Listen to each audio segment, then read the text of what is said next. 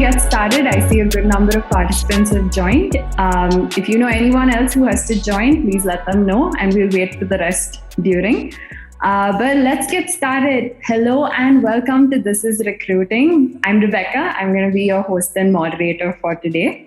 If you're joining us for the first time, This is Recruiting is a webinar series that we at HackerEarth have created to help you across various fields of HR, talent acquisition, recruiting, and even engineering managers learn from the best in the industry through their stories, their insights, and their helpful tips. So today we are going to be discussing a topic that's created quite a lot of buzz in the community of late, the war for tech talent. Now, why is it called a war, really? I mean, I'm sure I can speak for everyone who is here at the moment that you know that the demand for tech talent is increasing like crazy.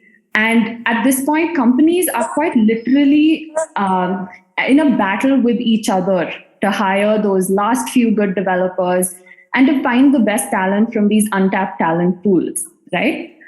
So naturally, when you're going into a war, you don't want to go in unarmed, right? And in this case, your armor is the best set of tools that you can possibly have at your disposal. Lucky for us, lucky for everyone here actually, we at HackerEarth, we specialize in these tools.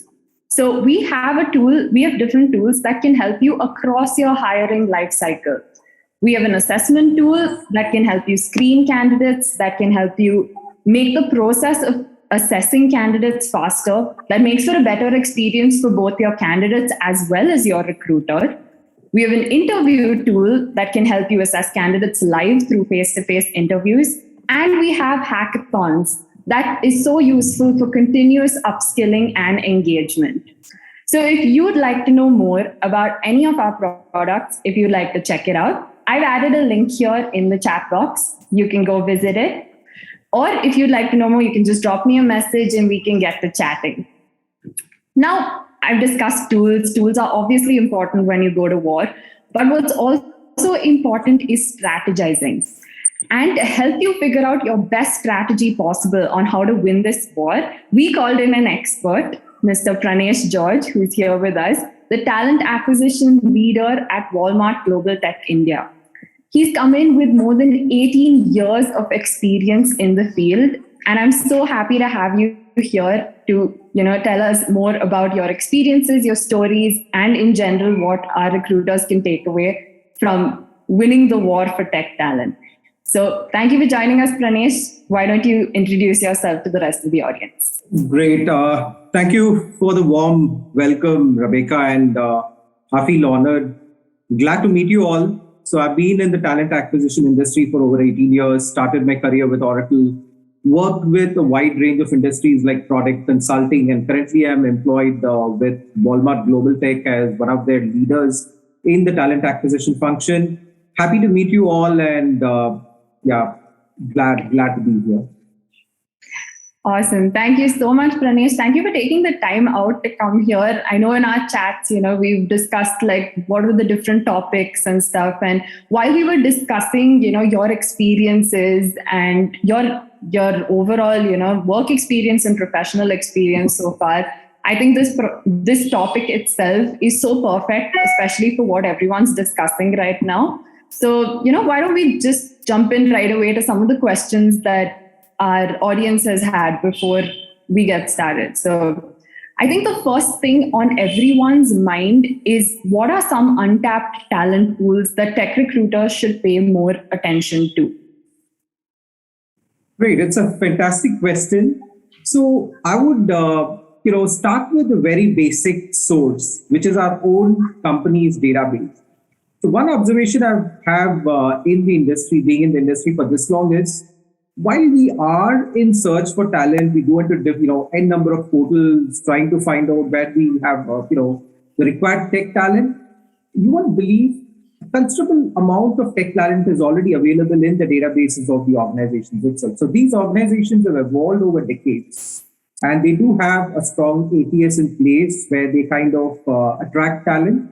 So first thing, what I would always say is, rather than looking outside, look inside your house. because there's a lot of talent available in the database. They might be a couple of years old or 5 years old. And end of the day, let's understand the market is not filled with huge volumes of talent. We have to play around with what is available. So my recommendation is start with what you have in-house and then start looking out. So there is a wide array of tools which are available. Like we use job boards, we have LinkedIn, we have GitHub, we have InstaHire. So there's a lot of portals which are available, which are free or which are paid. So definitely there is talent available there.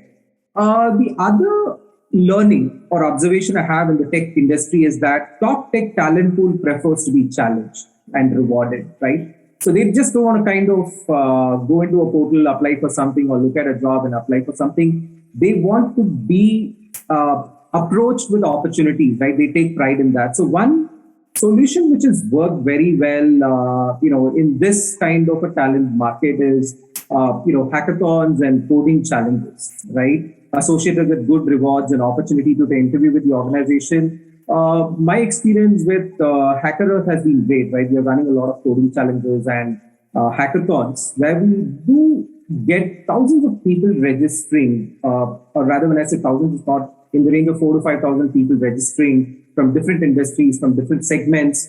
They undergo a hackathon or a coding challenge. Whoever clears it in the range of 300 to 400 candidates who clears the coding challenge gets an opportunity to interview with us. I would say that's a very good source to identify talent because you get pre-qualified, pre-evaluated candidates who have participated in a coding challenge, a customized challenge created by the organization, and then you filter them out based on the quality of output they have delivered and then engage and interact and interview and make offers to the best one out of the lot.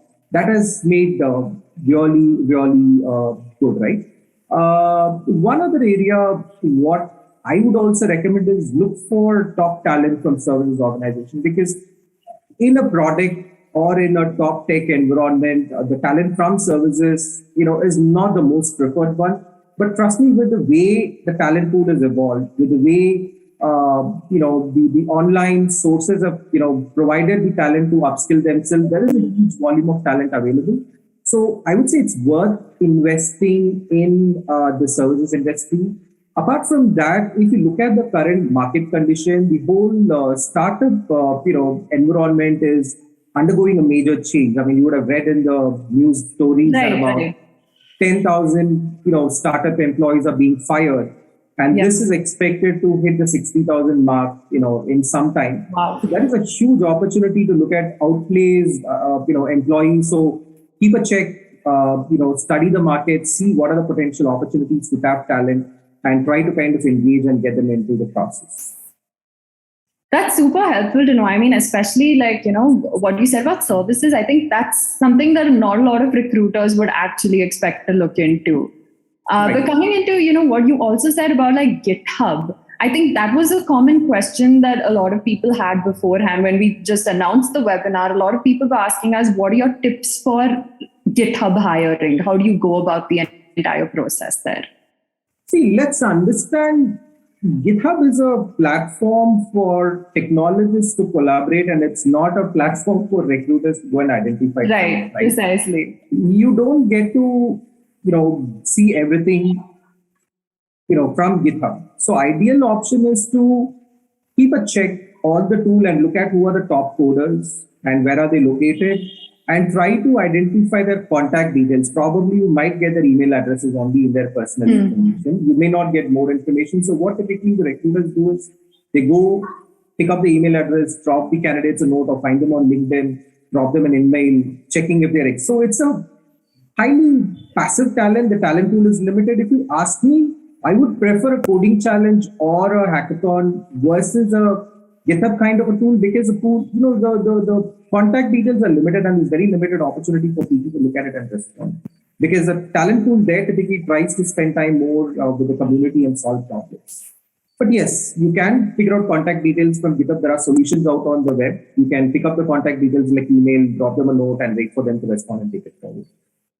Yeah, that's super helpful to know. And building off what you said about, attracting talent, and like you said, you mentioned coding challenges and things like that. But also in general, like an employer value proposition plays a big part when you're attracting tech talent, right?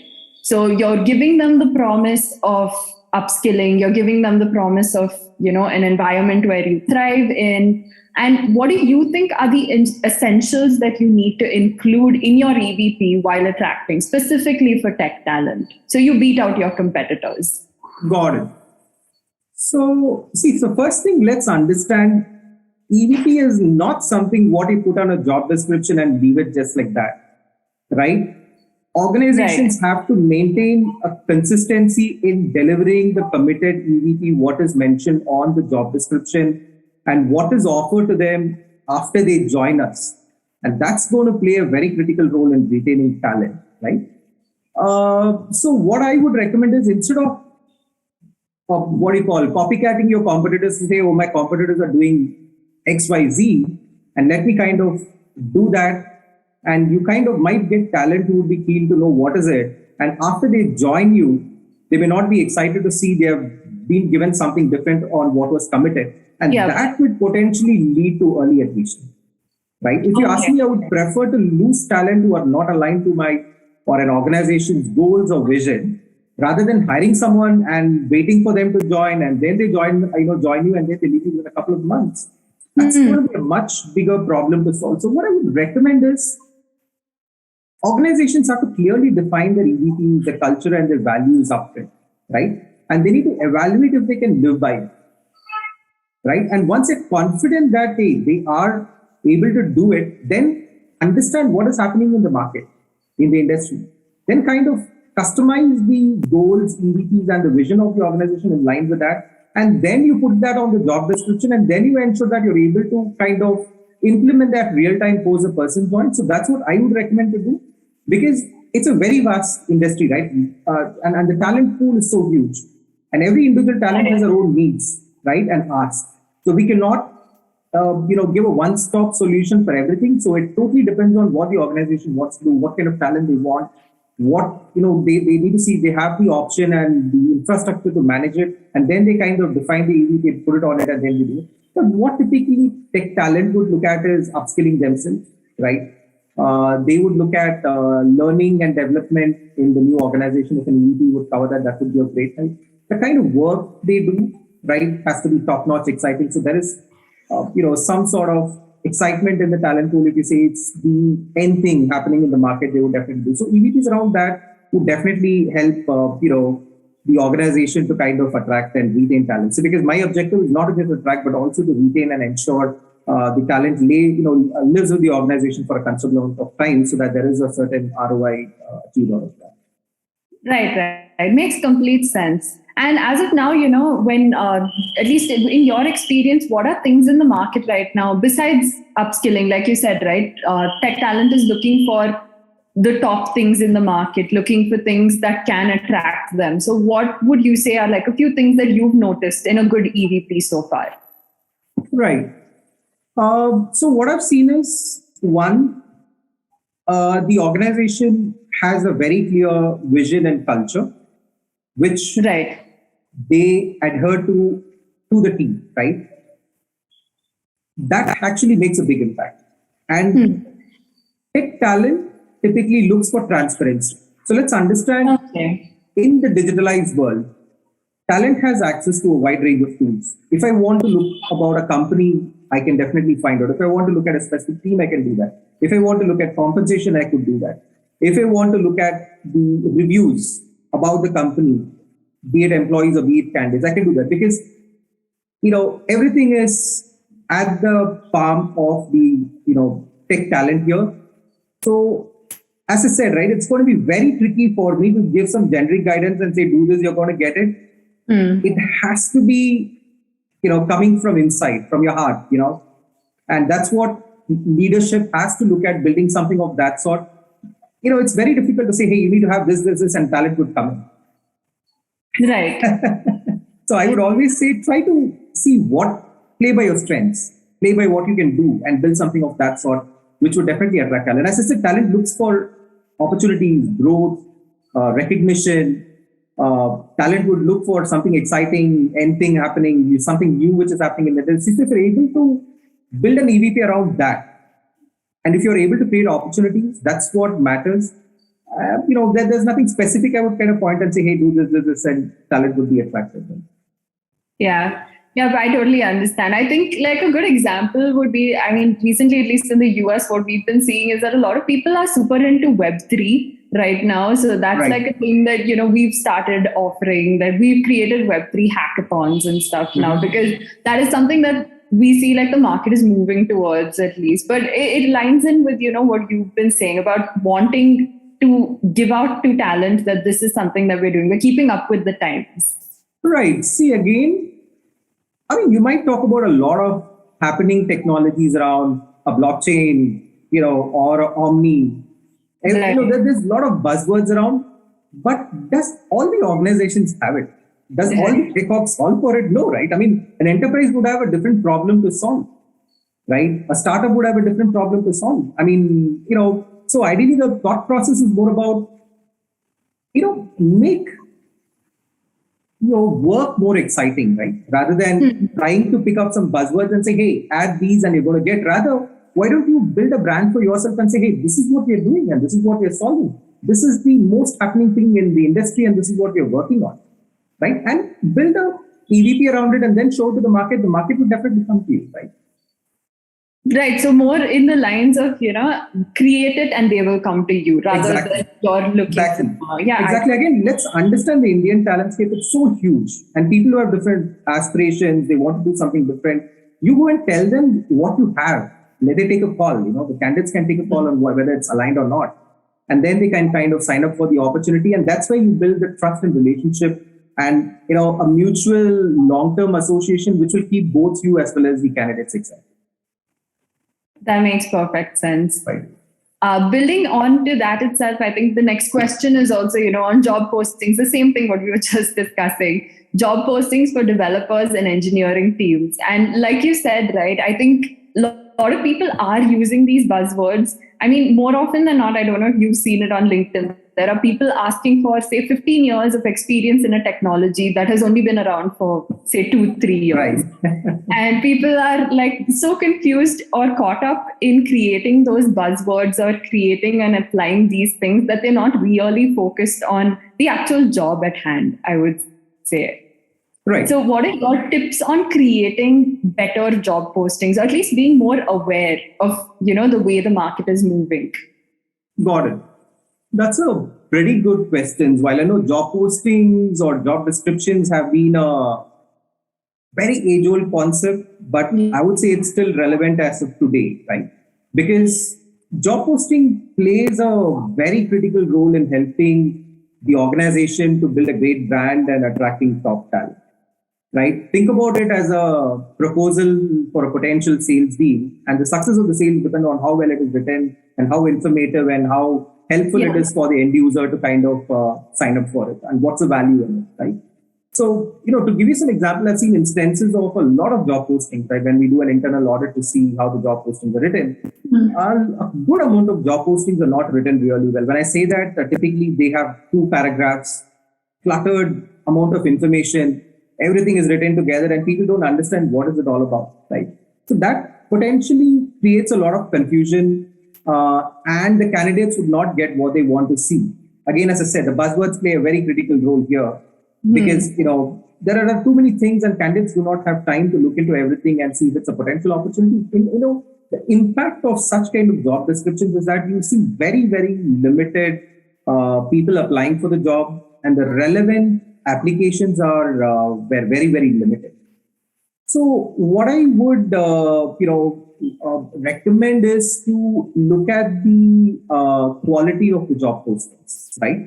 So what I would recommend is, it has to be structured. The job posting has to be structured, right? When I say structured, it has to have a segment or start with information about the organization. Because let's understand, we are trying to build a brand for the organization. We are trying to kind of show the candidate what the organization is all about, right? So it definitely has to have something about the organization, a few lines about what they do, what is exciting in that. And then it has to take a little bit deeper insight or provide a deeper insight to the candidate about the team they're going to work with. Because candidates are very keen to know, this is the org, what is the work I'm going to do inside, and the description about the team and what are the exciting stuff they do within the team would be the next thing I would recommend, right? So that gives some insights to the candidate, followed by the detailed job description, right? And then followed by the skills required, to do the job. Right. And the most common thing which I see now in most of the job description is a disclaimer of the employer being an equal opportunity employer. So that's one critical element, because as we evolve, the need for diverse talent is increasing, right? Every organization is looking at diversity as a key element when they recruit for talent. So a description around that is going to attract a wide amount of diversity talent, right? One tool which I usually use when I write job descriptions, a lot of people use, is a tool called Grammarly, which is a free online tool. All you have to do is copy paste the entire content and see whether it's gender neutral, whether the tone is neutral, whether the tone is engaging. So you have multiple options to choose on Grammarly to define or write, right? It's just a correcting tool, help you to correct your grammar and the tone of the content, and then you can paste it back. One thing you can do to improve the readability is adding bullet points, right? And making it more precise. Rather than being too verbose, you can kind of bring the job description very specific and say, hey, this is what I'm looking for in this particular role. The person will be doing X, Y, Z, and the person will be partnering with these teams. And this is the kind of output the person will bring, and this is the impact what the person is going to bring. And so make it as precise and use bullet points, which will kind of help the candidate to kind of skim through, right? They do not spend time in identifying what is it, but rather put those key points in, very, very, prominent manner so that they can see through it and they can understand what the role is. So that creates, excitement. So let me give you some example of what has happened, right? I did talk about in my earlier experiences where we had to be seen cluttered or not well-defined job description, not attracting talent. And once we worked on this activity of putting some structure to a job description, what we witnessed is the applicant volume multiplied in 5x to 6x kind of a size. Plus the number of relevant applicants have also increased. So let's understand in the Indian scenario, a lot of applicants who apply for job opportunities might not be relevant, hardly 10-20% might be relevant. We could see a steep increase in the overall application volume as well as the relevant application volume. Okay, yeah. And in terms of transparency, like you said, what are things, that would make a difference in like a job description? I know one thing is like, it's quite a debated topic, I guess, in terms of compensation, whether it should be there or it shouldn't be there, should the range be there, things like that. I know there are mixed reviews on that so far. Right. What are your opinions on it in terms of compensation? Right. See, in a market like US, because I've been recruiting heavily in the Indian industry, so I would kind of cover in that context. But to give you some examples in the US industry, right, when I was, in one of my earlier organizations, I was handling part of US recruiting also, so I'm familiar with. There was a law which was published which states that the minimum wages has to be displayed in the job, and the candidates would need not share their current compensation.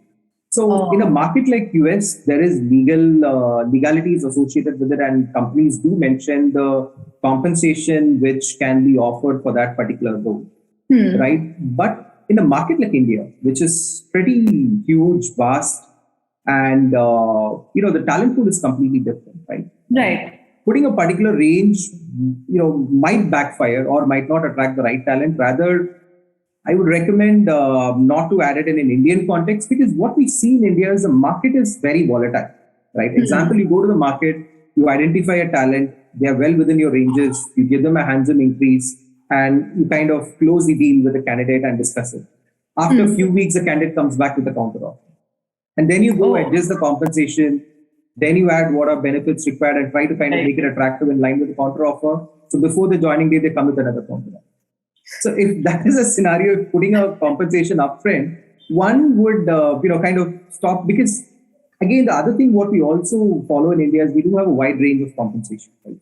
We have a market minimum, we offer a median and a max. So ideally, putting the entire range will also put in trouble because the objective of a talent acquisition team is to hire the right people at the right time at the right cost. Right. And since a market is, increases a little bit higher and very complex, right? I mean, recruiters on this call would definitely know. I mean, they do undergo this negotiation on a daily basis. What used to be a 20-30% as a norm has become 50, 60, 70, and hikes are at 120, 200. So it's a very volatile, candidate-driven environment. So I would recommend transparency on compensation can be kind of parked at this point of time, and we can look at it later when the market stabilizes and things gets better. Right. That also makes a lot of sense. I think, a lot of people have experienced this, like you said, right, with the counter offers coming in continuously. I think that's probably like something that also happens because we have such a long notice period, I think, with most times. Whereas in the US, it's like 1 week, sometimes 2 weeks, and much lesser there. I guess that is something that we've dug our own graves in particularly. Yeah. See, but one thing I would recommend when it comes into compensation is instead of taking the candidate through the interview process and then negotiating or discussing the compensation, I would recommend recruiters to do that upfront. So once you get an application, when you have the HR discussion or screening discussion to see if the candidate is the right fit for the opportunity, please spend time in understanding the candidate's current compensation and the expected compensation and see if it falls within your budget. If yes, then go commit and move ahead. If not, see if the candidate is open to come within your budget. And if there is a mutual agreement, then please go ahead and schedule the interview. Do not go ahead and directly schedule the interview and take the candidates through the entire process of 4 to 5 or 3 or whatever rounds you undergo in your company. And then at the end of the discussion, say, hey, we're not able to match. And that's going to be a big, big dampener from a candidate experience standpoint. So please don't do that. Right. I totally agree with that. I think that is a recipe for a bad Glassdoor review right there. Right. I, in fact, seen that, right? When candidates write saying, oh, I went and interviewed, HR said everything is possible, and then we completed the interviews, and then they came back and said they cannot meet my expectations. And that actually creates a very, very negative image, right? I mean, think about the talent market. They would look at this and say, oh, looks like there is some problem, let me not apply or interview with this organization. Right, for sure. I think that's very true. And I've seen it myself too. Like I've been part of like interviews where same thing has happened. You get strung along for the whole thing. And then right at the end, it's like, oh no, sorry, we can't do this. So, but these sort of contingents come into place. I think that's also common in campus interviews, if I'm not wrong, where we don't have that. I mean, now I think there are a lot of people who are giving up that compensation and giving your expectations up front. But at least I've experienced some campus interviews as well, where, it gets pushed right at the end or there are changes. And like you said, it makes for a bad candidate experience. And naturally, it's terrible if you're trying to win a war on tech talent, then you're just beating your competitors right away. Right. Yeah. I think campus is a different ballgame altogether. Things have evolved. There's a lot of, campus is very, very dynamic because everybody is into campus, and typically on campus, the thing is you get to publish your job description along with the compensation. So candidates do know what the company is offering, and they have a choice to, see if they want to sit for the interview or not. But yeah, I mean, that's a completely different, animal to manage. Yeah. Right. So coming into our next question, I think, given your experience of so many years so far, how have you dealt with attrition in the past? Has there been, okay, I think there are quite a few questions also coming in. We'll get to that soon. But can you tell us, a few tips on how you dealt with attrition, of how you managed to retain candidates more often, especially, given the economy right now and given the conditions? I'm sure there are a lot of people who are also from startups, not just from enterprises on this call. And that is something that they will be facing right now, right? Given the scare and the fear mongering also that's happening around startups and the possible attrition that could happen right now. Right. Let's see, let's understand attrition is unstoppable. Let's agree to the ground reality. People would leave, and in this candidate-driven market, we definitely will have challenges in attracting talent. We'll have offer declines, attrition will be there. While we cannot drastically bring it down, but we can definitely work on things which would control it, right? That's what I would, let's agree. I mean, that's agreeing to the fact or the ground reality is the success for us to put a strategy in place to control attrition, right? So as I mentioned earlier, right, a lot of cases in terms of offer declines or potential early attrition, what I hear from candidates or people. I mean, I've seen people leaving one organization, joining another company, then again feeling that things are not in line with what they were committed or promised, they're moving back to the same company without any impact on the budget. So a lot of things are happening now, right? So as I mentioned earlier, organizations have to maintain consistent delivery on the committed EVP pre and post joining, right? That's going to be the crucial aspect. While I know compensation is a big thing happening, while a lot of companies are revising their compensation, trying to do whatever required to retain, I'm not going to touch the compensation part as such because, it completely depends on what budget the company has. Are they able to spend? Because if somebody is not able to spend, we cannot say, hey, go to spend. That's something what they have to take a call and figure out. But I would say delivering to the EVP pre and post joining is going to play a very, very critical role, right? Let's also understand, it's a very old saying, right? People don't leave companies, people do leave managers. So it is important for organization to help managers to understand the current market condition and help them to adopt and transform and become talent magnets, right? Because post-pandemic, what we see is, employees have, the thought process have changed, right? They look for perfect work-life balance. They look for flexibility. They look for some level of trust. And, so the whole ecosystem has changed, right? Everything is remote. People are operating from homes and there are discussions about productivity. So what the talent pool is looking at this time is the support from the leadership team in terms of trusting them, in terms of partnering with them, in terms of spending time. So what used to be a combined coaching earlier, right? If you look at a decade back, there used to be a training program. Whoever wants to go and participate, go participate. And then if somebody doesn't take it, nobody bothers. And it moves on.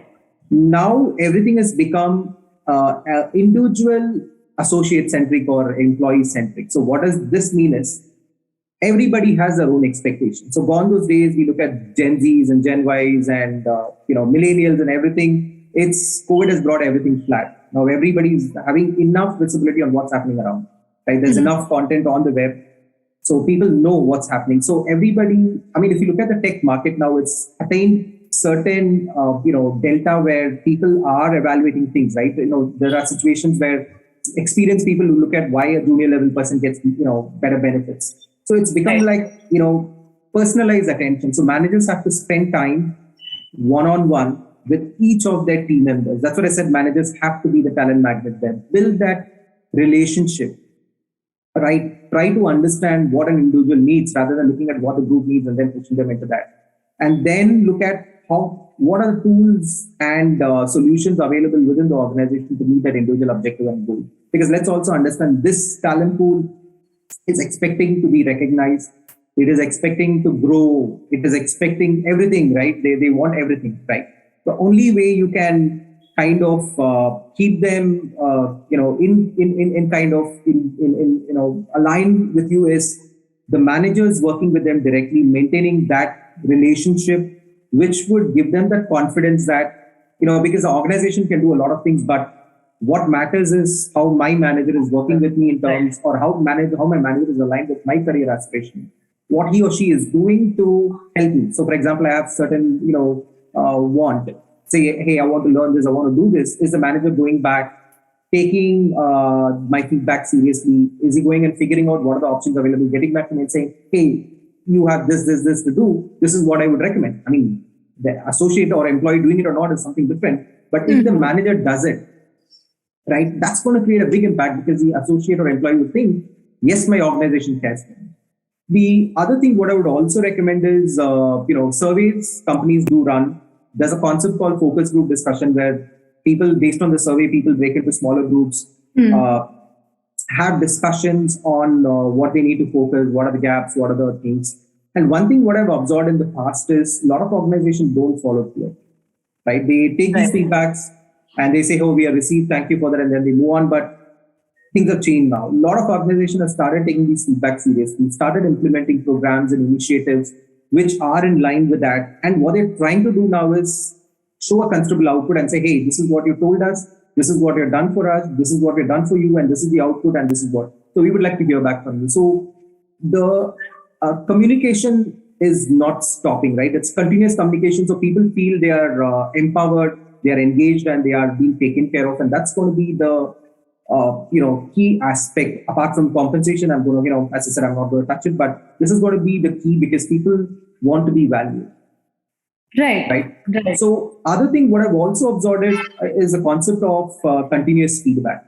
Earlier, it used to be once in a year appraisal where the manager goes and by the year end, he says, hey, these are the things you've missed and these are the things you've done. So those kind of conversations have always been one-sided, and the employees always feel that, it is not right. They've done a lot of things better. But what's happening now is organizations are moving into a monthly cadence to discuss performance, to discuss the areas of improvement, to see where they have done.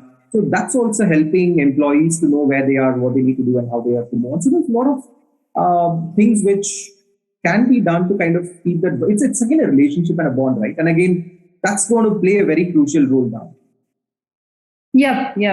I agree. I think continuous feedback is something that is much needed in every organization right now. We don't want to wait till right at the end to get to that. I'm just going to take a little bit of a detour now to answer some of the questions that we have. So the first question which Shilpa has asked is how to improve offer to joining ratio. Got it. See, that's a very, very critical question for a talent acquisition organization, because we as recruiters, have been struggling a lot, right? One thing what we see is, again, there is no, a lot of candidates do not keep up with the commitment because the market is so open and there are a lot of opportunities and a lot of companies are throwing money at it. One thing which I would recommend is right from the time of application, a person applying for an opportunity, or you identify a talent, setting the right expectation and having a candid conversation about what the organization wants to do and understand what's the candidate's career aspiration and how to balance it out is something what I would recommend. Because if you hire somebody who feels is overqualified for that particular role, I mean, you're definitely going to lose a talent, right? The second thing is you need to look at what is the opportunity or what is the help you're doing this candidate, right? In terms of, them, I mean, they might be in a particular point. What is this organization would do to take them to the next level? That's one aspect of it. The third thing, what I would recommend is post-offer, right? Once everything is done, once we know this is the right candidate. One key aspect which is working very well is a very, very structured candidate and recruiter engagement, right? When I say a candidate engagement, is just not the recruiters talking with the candidates.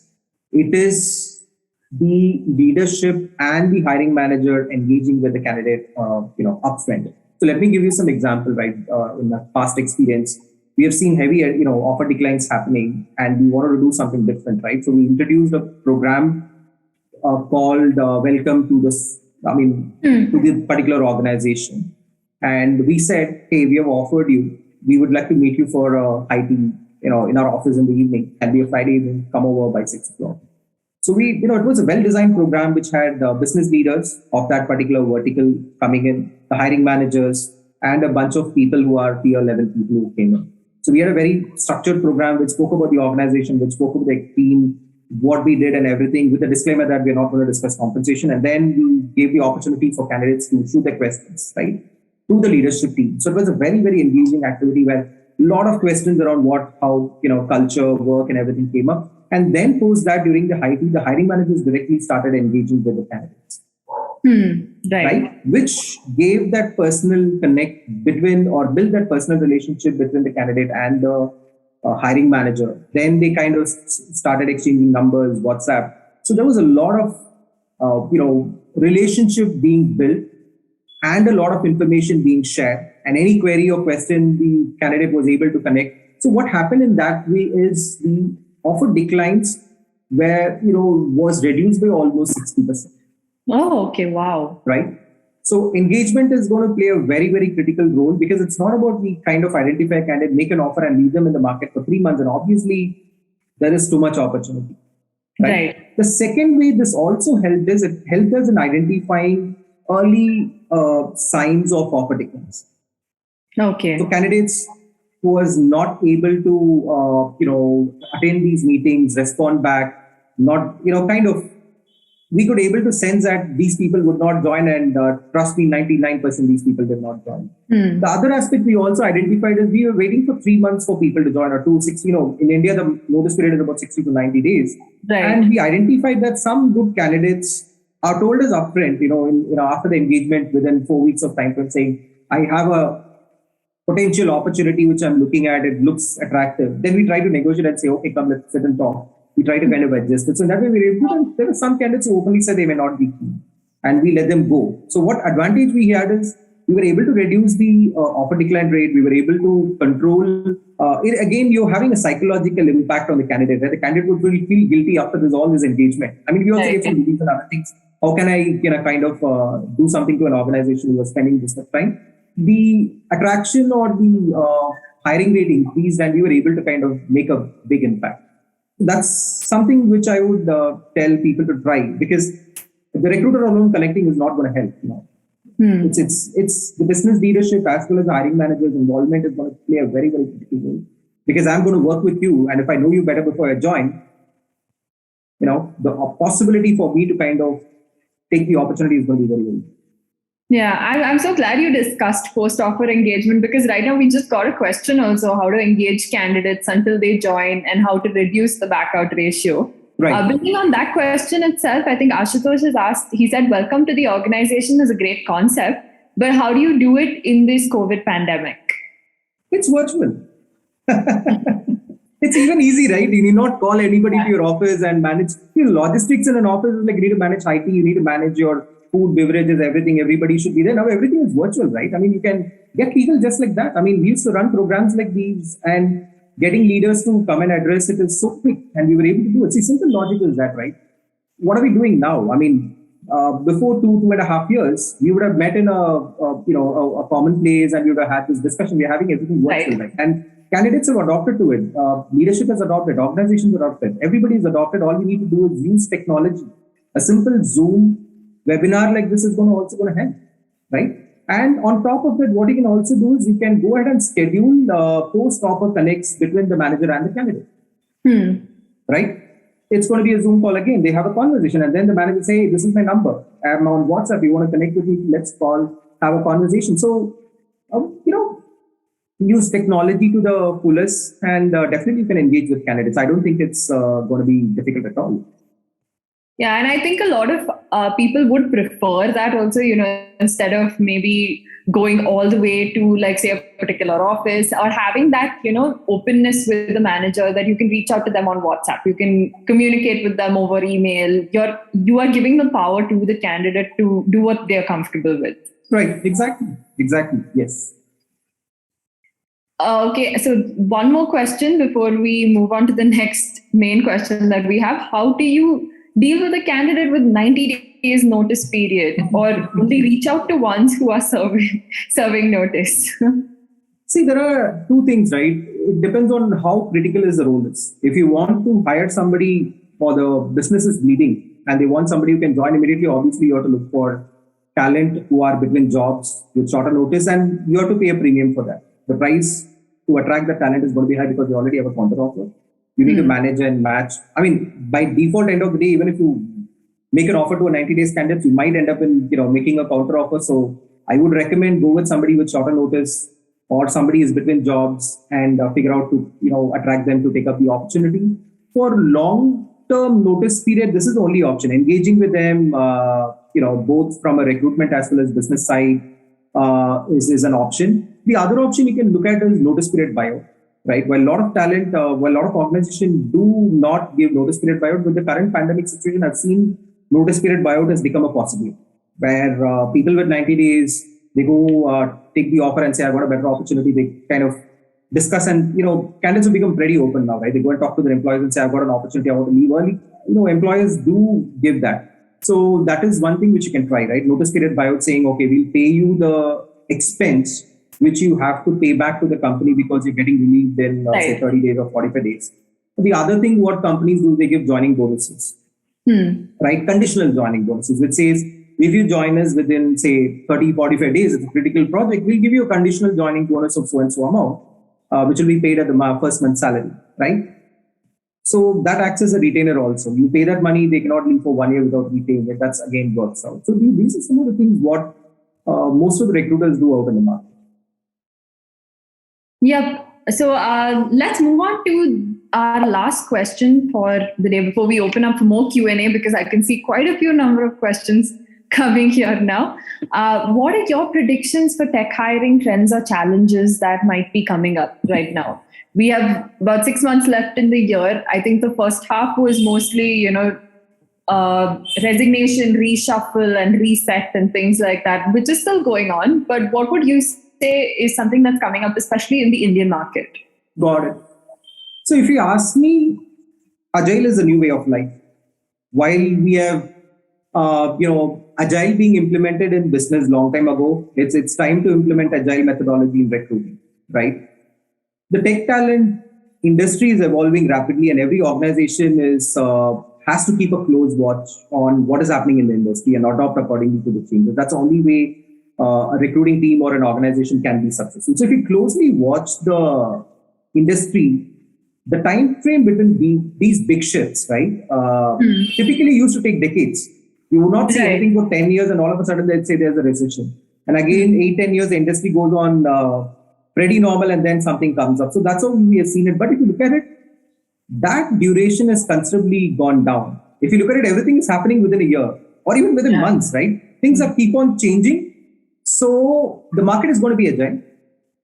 So it is better to adopt, be it your work model, which is your hybrid or your work from home, because tech talent has started looking at that, right? A lot of tech talent prefers to work from home. So organizations have to think about building a hybrid or a work from home kind of a model. The other observation or learning what we have from the industry is during the post-pandemic era, candidates care about flexibility to achieve better work-life balance, because money is not everything. They have the entire mindset has changed, right? After, working from home for this long, what they typically look for is work-life balance. They look for alignment with values so that they can feel more engaged and focused. So they also focus on their well-being. Health has become one thing so that they can thrive, right? That's one thing what organizations have to look at. The other generic market insight is while we have seen a considerable slowdown in the startup and tech research space, right? Those organizations are taking calls. We would have seen a lot of tech research organizations and startup freezing hiring, do not want to proceed. But you still see the enterprise level organizations like the big enterprises or technology enterprises who are still recruiting. So the market is expected to be hot. The war for talent will continue, and we have to be prepared for that. I think that's great. Like, it ties into another question that we had with, I think Parita has asked us, is the market really tight for tech talent? While we talk about winter is coming, there are still a lot of offers and counter offers still on. Right. See, as I said, right, during the time of COVID, organizations has lost a lot of talent, and they did let go a lot of talent, and they did not bother to backfill, right? Right. And post wave one, the second year of COVID, things took a very, very steep turn, right? Even you would have looked at the market, services companies offering equivalent to product enterprises to attract talent. So, if you look at the slowdown is happening only in the startup and the the tech engineering or the tech research space, right? Those are the two areas because the fundings have kind of gone down, and people are looking for ROI, or venture capitalists are looking for ROI before they invest, right? That's what matters now. But if you look at the enterprise level market or the the consumer market or any industry specific, right? the need for technology has increased a notch above. When I say that, as I said, everybody is automating. Everybody's heavily depending on tech. Everybody's trying to do a hybrid model, right? Because that's a new norm. I mean, even in all the industries, that's what's happening. So the need for technology is on a steep race. And what organizations are doing now, see, end of the day, let's understand tech is not something only certain companies do. The end users of a tech might be a banking or a financial or a manufacturing or a petroleum. So there are multiple industries who use tech, right? And the amount of automation which is going on now, see, the pandemic season frozen things up, things are opening up, and companies have to automate a lot of things to reduce cost. So the demand for tech is on the raise.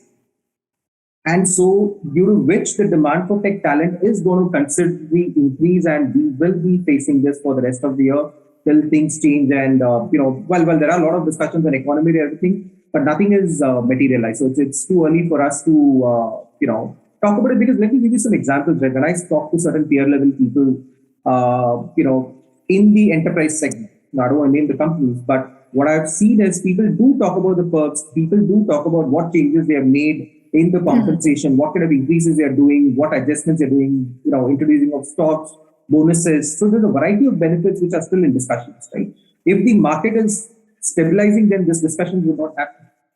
So it will continue to be a hot market, and we have to, fight the war for talent. That's what I would say. Good. So let's move on to our Q&A session. We have quite a number of questions that have already come in. One question that we have from Shilpa again is how to handle ball game of offers and counter offer. I think this is when you were talking about, the longer notice period and other offers coming in, a lot of offers and counter offers that you need to give in order to attract them. You did cover quite a bit of it in terms of like the EVP and trying to negotiate it. But I think, this is probably just a very generic question on how do you handle it, or what are certain measures you would take to deal with candidates who have a lot of counter offers. Got it. See, one is, I've given a lot of points, right, about engagement, about what you need to do in terms of setting expectations upfront and doing things. I don't want to cover those points, but one thing, what I would recommend is, setting the right expectation upfront with the business.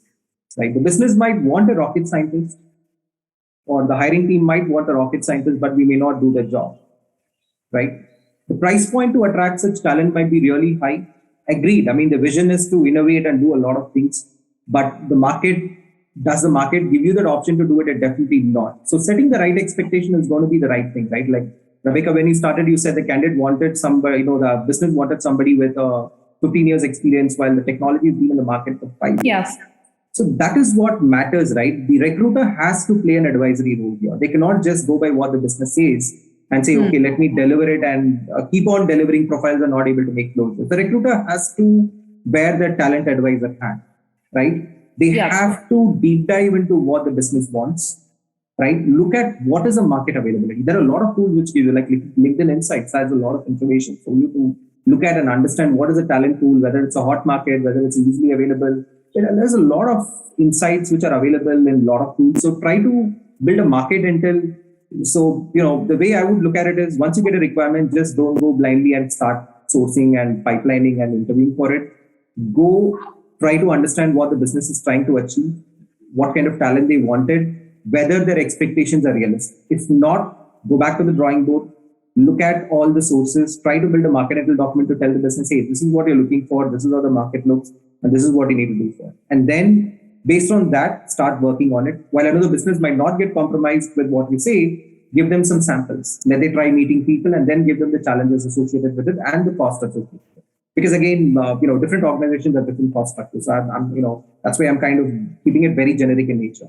So then make the business understand what is available at what cost and whether they are ready to take that plunge, right? And also explain it to them what the candidates are expecting and what, whether they have it to keep the talent engaged and retain them, right? Once that alignment is done, again, kind of work with the business to give them the right set of profile. Again, if things are not working, get them into a light source. Tell them, why don't we work together? right? These are the tools what we use. This is where we have talent. Let's go through the talent pool together and see what we get. So that will give them a feeler of what exactly is happening in the market. And then they will say there's abundant talent available in the market. We can always go and tell them, okay, if there is abundant talent available in the market, you already have a team of 50 people doing this job. Why don't you do a referral drive with it? Why don't we tap the network? Let me openly admit that I'm unable to find. Rather, you have a team who tells that there is talent available. Why don't we work partner together? Let's run a referral campaign. Let's run a referral drive. Why don't we get these people an interview? So net, what you need to do is try to figure out or customize a solution in line with what the business wants, but also convince them in the process of as you move forward. But the last one is very effective because somebody would say, hey, the market is filled with this talent. Then when you tell them, hey, why don't we work together and identify this talent through referrals? The person is going to get referral benefit. We'll also get a good amount of pipeline. Things don't work. That's when they realize that, yes, whatever is spoken is whatever is not the ground reality. So we need to kind of build that partnership, build that trust, build that advisory level of, model of operations, which will help us to kind of tell the business what is right and wrong. If you straight away go and tell them you're not good at it, trust me, you're going to be in a war again.